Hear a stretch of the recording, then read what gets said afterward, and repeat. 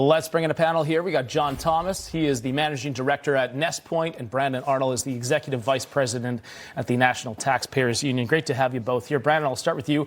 Are you a Black Friday shopper? Do you prefer to go and, in the chaos, to go and get a good deal?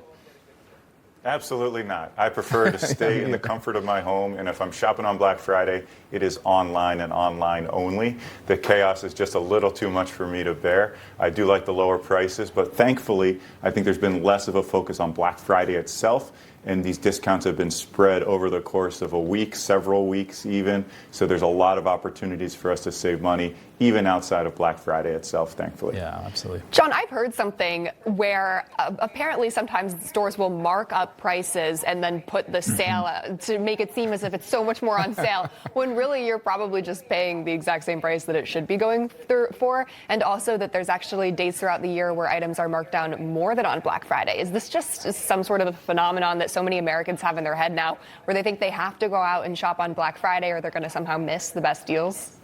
There is some truth to that. Some retailers have increased the pricing and then artificially decreased them back to normal. But at least the good news is there are some screamer deals on Black Friday. I'm more of a Cyber Monday man myself.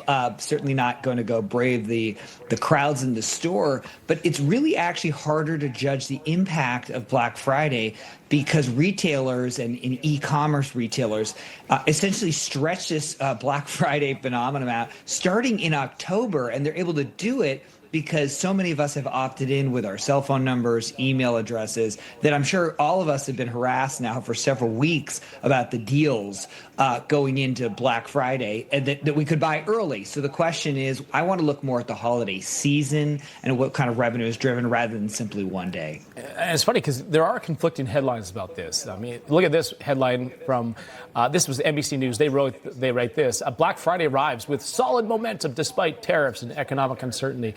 And then conversely, you got this headline here from Newsweek that reads, Black Friday spending to fall for the first time in years. Brandon, back over to you. So what is it? I mean, are people spending more money? Are they not? It depends on which outlet you're reading.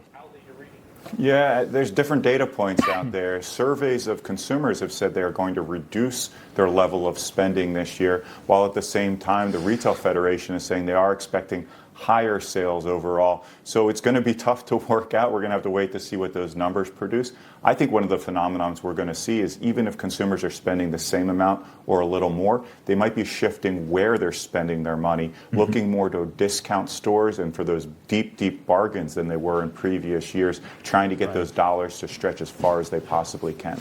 John, that Newsweek article, it was quite skeptical about Black Friday and about the profits it'll generate. Here's the overall summary saying, while consumer spending is expected to remain largely resilient, as a whole, the National Resale Foundation forecasting a record $1 trillion for November and December. Analysts note that the numbers are being kept afloat by some higher income shoppers and that less affluent Americans will curb discretionary purchases.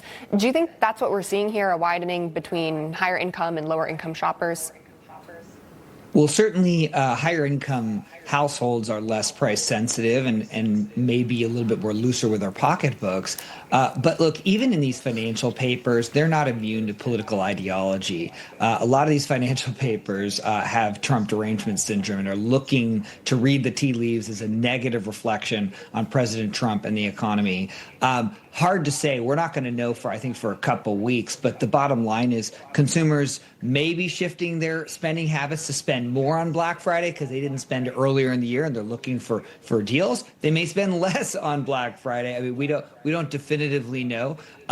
But certainly if you're looking for a deal, there are places, use the internet, that are particular on consumer electronics. There are deals to be had. And so I would recommend spend a little bit of time if you're looking for that new Wi-Fi router this weekend. You'll get a good deal. Or a good deal on a TV maybe as well.